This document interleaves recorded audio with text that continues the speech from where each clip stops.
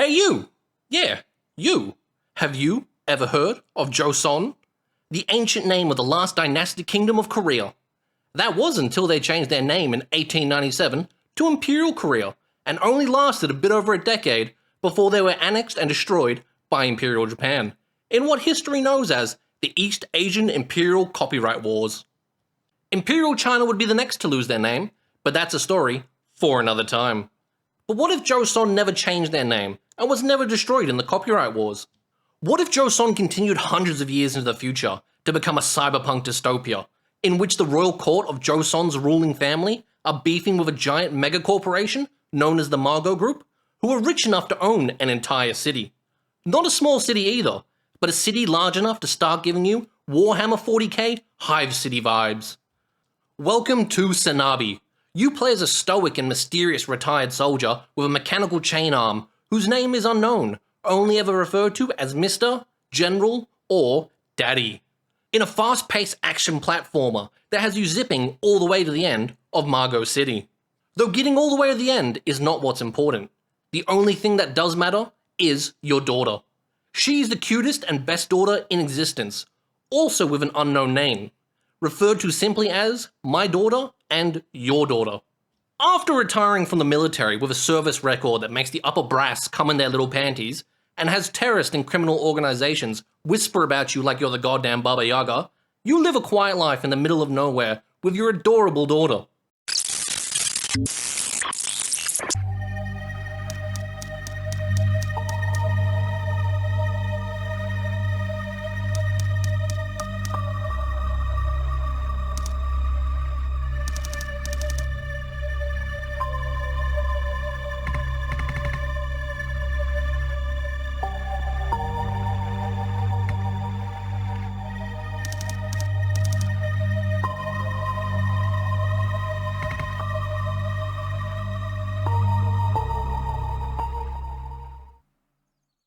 You start the game having a strange dream, jolting you awake from an afternoon nap, and spend the first 15 or so minutes playing games with your lovely daughter.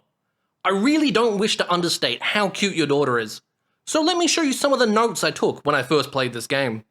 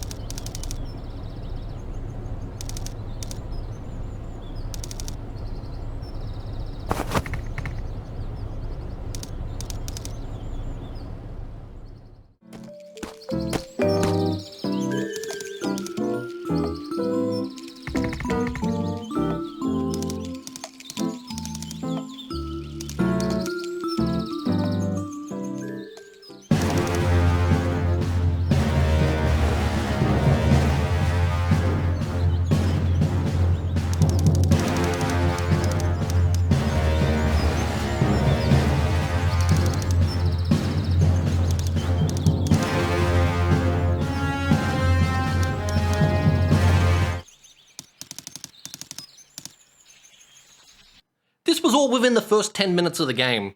But I have done this song and dance before though. A game will only give me such bliss in order to take it away as motivation for me to get it back.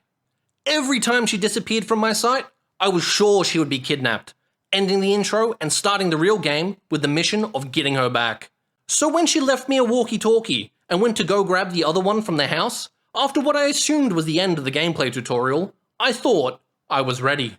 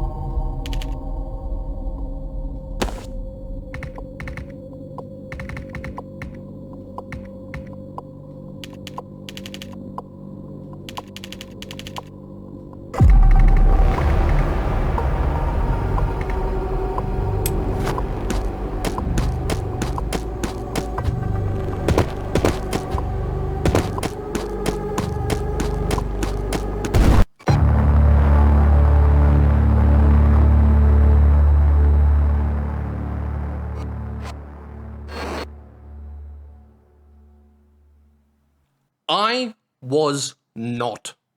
Sanabi killed her in a revenge attack that was meant for me.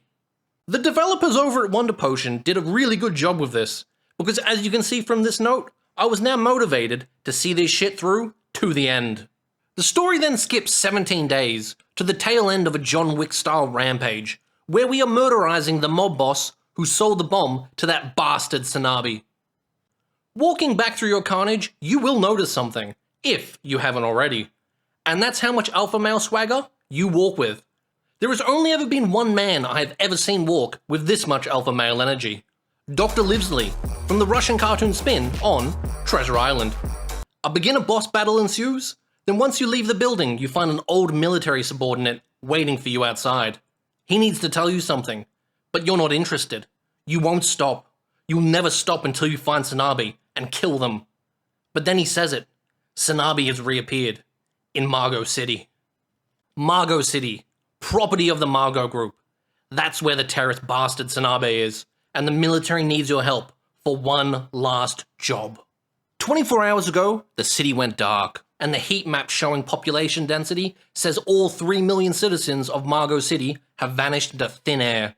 Multiple teams have gone in, and all are assumed dead, except a single SOS sent from one of the team's engineers, a young girl named Mari. You're to rendezvous with Mari, protect her, figure out what Sanabi has done to Margot City, and end them once and for all. You go on this mission as a defeated and broken man, seeking only revenge and a place to die. But this begins to change once you meet and interact more with Mari, a genius young hacker that reminds you painfully too much of the daughter you lost just weeks prior. Mari is very fucking funny, and I found myself laughing at her shenanigans on multiple occasions. From her witty retorts and new age lingo, to her funny plans and drawings. She's great comic relief that meshes very well with your serious and stoic character. The two of you journey together to the end of Margot City to unravel the mystery that's happening there. Where did the 3 million people of Margot City vanish to? Why is the city committing suicide and destroying itself? Why has the CEO of Margot Group, Korean Elon Musk, aka Nah Elon, ordered all members of the corporation to kill themselves? What is the Margot Group trying to hide from the Joseon Royal Court? What vendetta does Mari have against the Margot Group? And most importantly, what is the true identity of the mysterious terrorist, Sanabi? Putting the story on hold for a bit, I want to talk about the gameplay and soundtrack. Well, before your peerless daddy tells you about him, let him show it to you.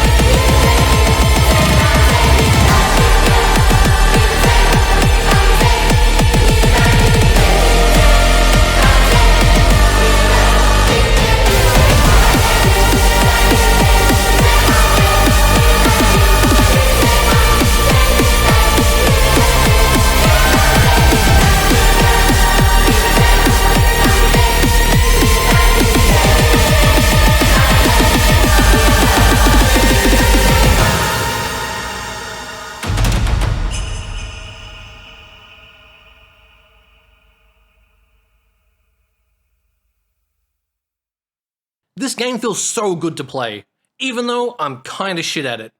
Nonetheless, I played on Veteran, because that was the hardest option available at the start of the game, and I ain't no bitch.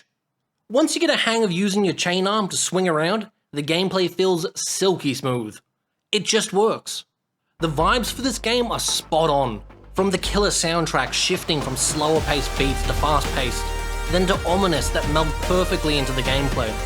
Also the amazing level design of the dystopian cyberpunk Margot City, from the sprawling slums at the bottom of the city, to the middle class business district, the inside of giant mega factories in which a single factory can pump out over 30% of the country's electronical needs, to the very top of the city high above the clouds, where the richest and most elite of the Margot Group's corporate overlords live, the very end of Margot City. The true highlight of this game, though, is the story.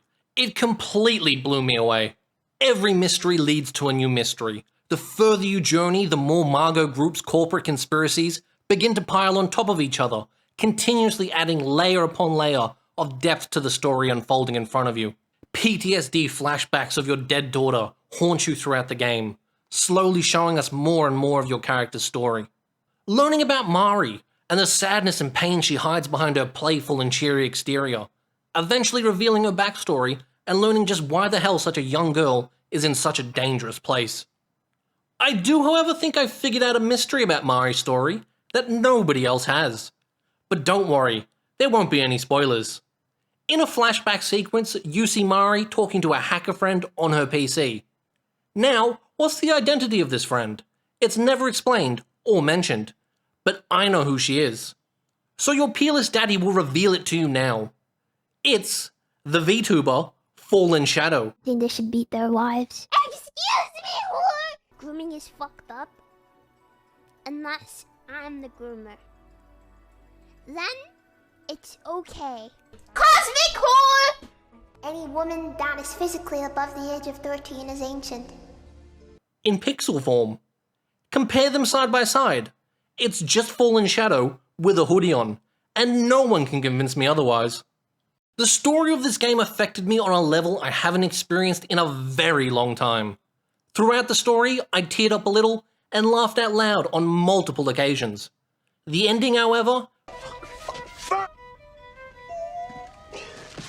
completely fucking destroyed me.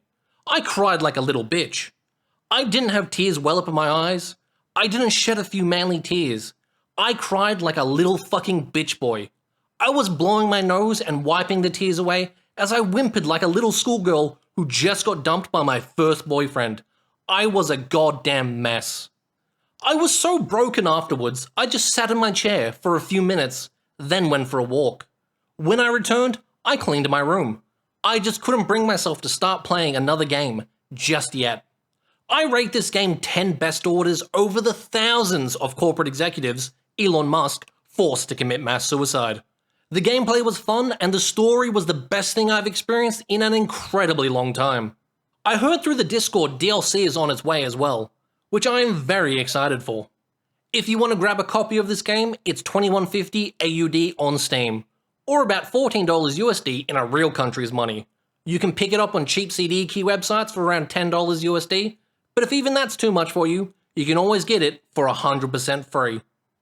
As usual, more videos are currently in the works, but this video took a lot longer to get out than I originally planned, as I was busy playing World of Warcraft Season of Discovery with the boys. So what you should do to your missus is, like, get your dick and put it inside her, and then just, like, while it's hard, just fling it up. As a thank you. What? Black Ravages. We don't like them.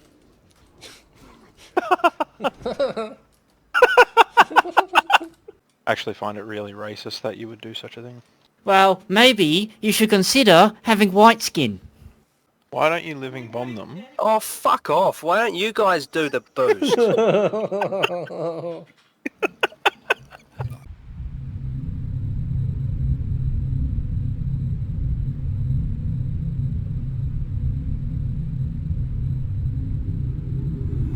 I'm retarded?